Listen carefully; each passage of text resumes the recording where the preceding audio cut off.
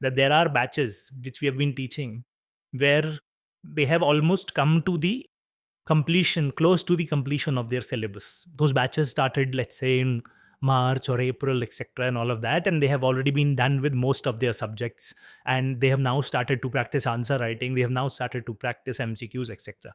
This is not to discourage you, or this is not to make you feel scared or anxious that you are behind anyone in any way, but I just want to give you a perspective that at this point of time you do not have a lot of time luxury that you can continue to waste time if you've been doing so, right? So you have to ensure that from today onwards, if in case that has not been the case, you pull up your socks, and each and every moment where you can utilize it for preparation for the examination should be used for that particular purpose only, right? Because 9 months, it's good enough a time to prepare for the examination, but at times it can be very less as well to prepare for the examination. Okay, so those are some of the things. Also, something which I always begin by my lectures by saying is that I would like to congratulate all of you that you have taken the decision to appear in the civil services examination.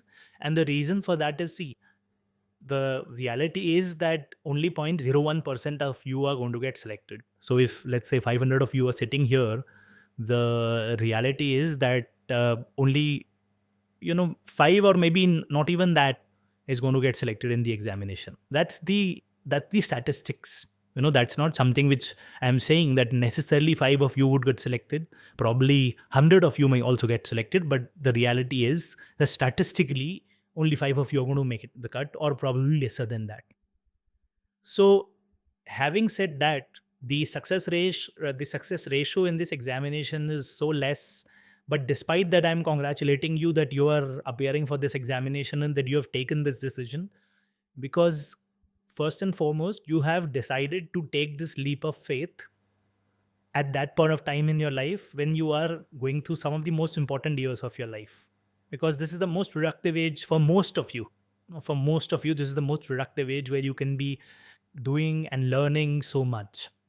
And there are so many other opportunities which are waiting for you outside, whether it is some other government job, or whether it is a private sector job, or probably studying further in whichever field that you have pursued till now, etc., and so on and so forth.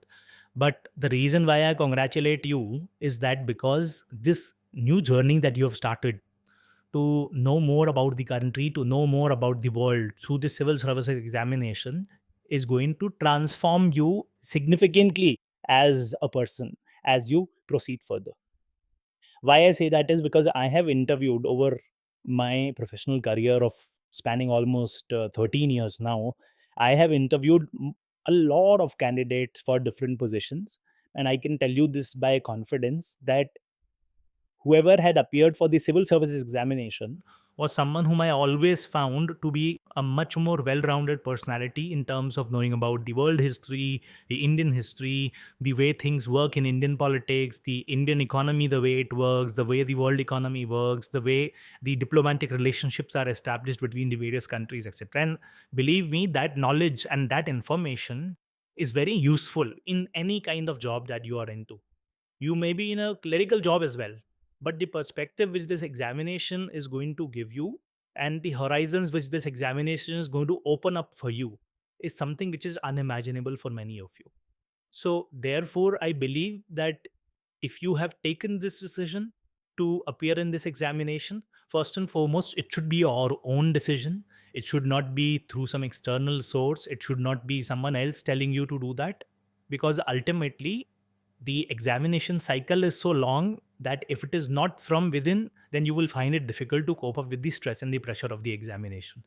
So if some of you have joined this coaching or are planning to appear in this examination because someone told you to do so, could be a relative, could be your spouse, could be your friends, could be your parents, whoever it is, in that case, you should reconsider the decision or find your own sure that you will be a much better citizen.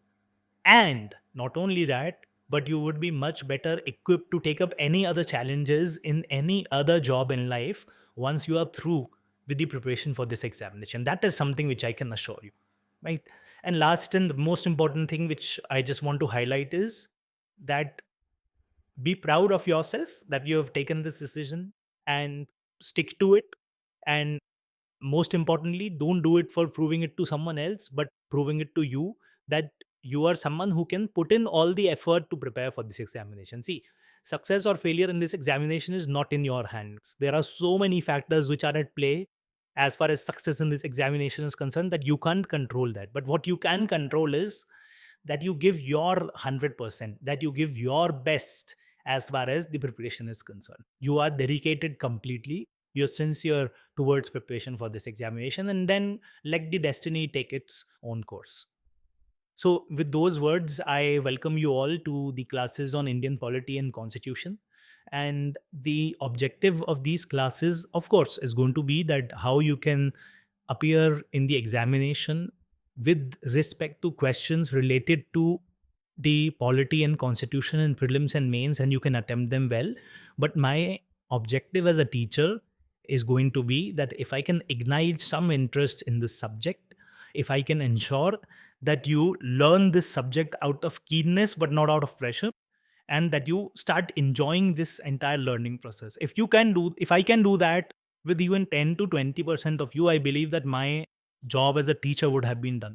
See, teacher's job is not to make you completely equipped for the examination or to write the examination for you, because the nature of the examination is such that मैं आप लोगों को कितना भी पढ़ा दूँ, उसके बाद भी जब आप एग्ज़ामिनेशन में जाएँगे, there will be questions which will be unseen, which will be unknown, and you would have to attempt them out of your own wisdom and your own understanding and your own intelligence, right? But having said that, my objective is that if I can just generate that little bit of interest in this subject, so that you people are inquisitive about the subject and you want to know about the subject after the class as well, and therefore your learning process continues after the class as well, after the 3-hour class as well. When you go back home, you want to know more about the subject, you want to learn more about the subject, you are inquisitive about it. That is what my objective as a teacher would be. If I'm able to fulfill that with even 10 to 20% of you, I believe that my job or my responsibility to a certain extent would have been done, right? So with those words, I welcome all of you to the classes on Indian polity and constitution. As I said, that we will be having around about 35 to 40 classes. Now, a couple of things. I just want to set the ground with respect to why you should be studying the constitution. What are some of the sources that you will be required to refer to as a part of the preparation of a polity and constitution? What is the approach that we'll be taking in the class, etc.?